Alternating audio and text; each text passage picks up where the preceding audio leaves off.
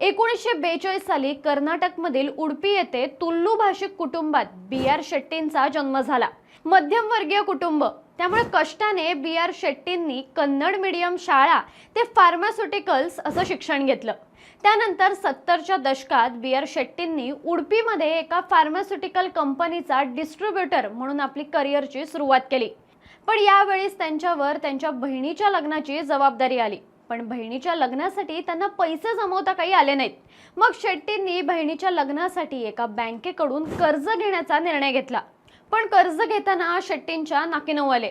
त्यांच्या असलेल्या पगारात हे कर्ज फेडणं कठीण जात होतं। म्हणून त्यांनी पैसे कमवण्यासाठी परदेशात जाऊन काम करण्याचा निर्णय घेतला। 70 आणि 80च्या दशकातील तो काळ असा होता की तेव्हा बहुतेक भारतीय तरुण परदेशात नोकरी करण्यासाठी जात होते।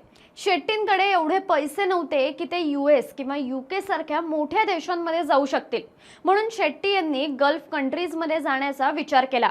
त्यावेळी युनायटेड अरब एमिरेट्स हा नवीन देश तयार झाला होता आणि भारतातून अनेक लोक तिथे काम करण्यासाठी जायचे।